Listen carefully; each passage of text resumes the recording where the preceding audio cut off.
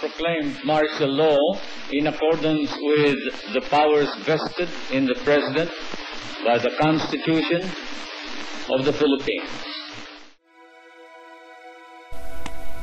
Panahon ng martial law, matindi ang apoy ng aktivismo. Marami sa mga Pilipino ang tumututol sa pangangalakad ng gobyerno. Ngunit halos wala naman ang masipag na umamin na sila'y aktivista. Dahil sa oras na ito'y malaman, impyerno ang kanilang maaabutan.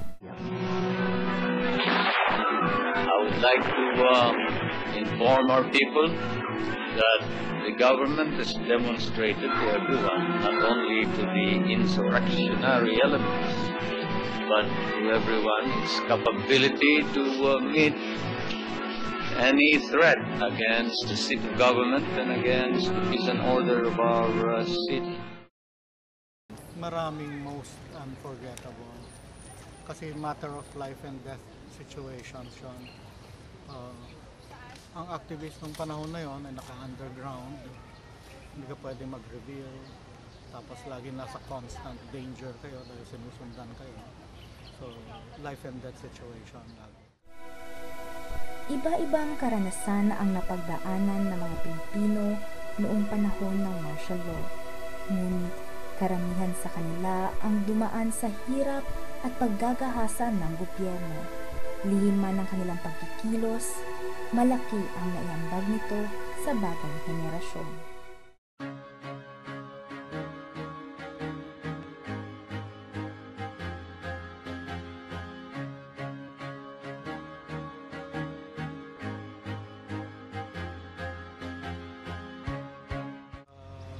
Sa UP, maraming ipinundar nung panahon namin na nai-enjoy na yon ng mga taga-UP at binabaliwala, akala nila natural.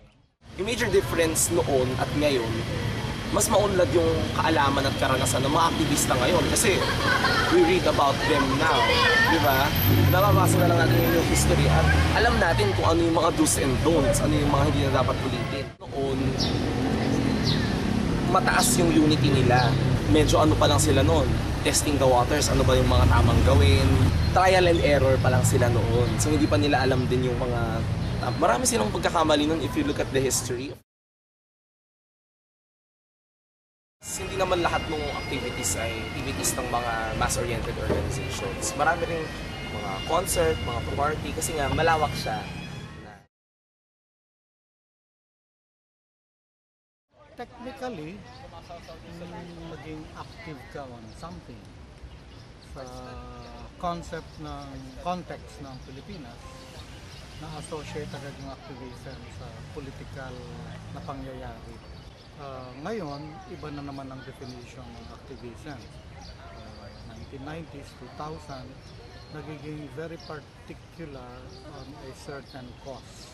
Noon kasi very general, ang society in general. Tatanungin mo kung yung mga estudyante na hindi pa nakasama sa mga rally, marami silang misconceptions kasi. Bakit ba nagrarally mga aktivista or yung mga masa? Obviously, meron silang gustong sabihin. Pag nagrarally, hindi lang basta-basta sumisigaw mga tao, may gustong sabihin. Kung yung rally ay napaghandaan talaga, kung maraming tao yan, walang choice yung kung sino man yung gusto nilang bigyan ng message. Hindi naman rally yung unang choice nila eh. Kasi kung may ibang paraan para sabihin nila yung mga gusto nilang sabihin, gagawin nila yun. Freedom 43! Magkaibang henerasyon, magkaiba ang kwento ukol sa aktivismo. Pareho silang may pinaglalaban, Pareho silang nananawagan para sa kabutihan ng mga Pilipino. Ngunit naitanong na ba nila sa kanilang sarili kung ano ang masasabi ng mga taong matyaga nilang pinagsusunod? Kasi wala rin mangyayari yan eh. Mapapagod lang sila dyan.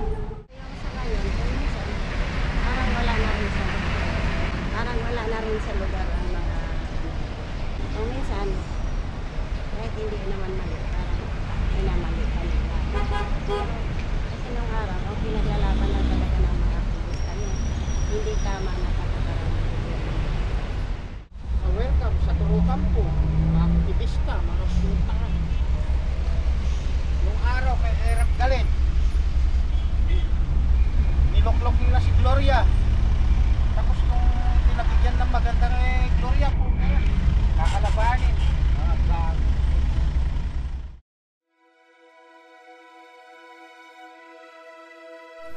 Magmula noong martial law hanggang ngayon, marami ang mga organisasyon ang nabuo para sa mga pagkikilos.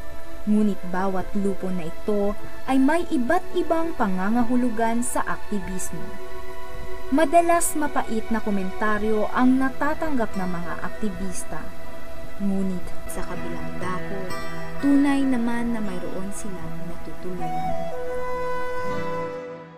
Nakakalungkot lang kasi may mga komento nun yung mga magsasaka about us na parang bakit ngayon lang kayo dumating ganyan. Alam nyo ba na parang takot na takot kami parang every day.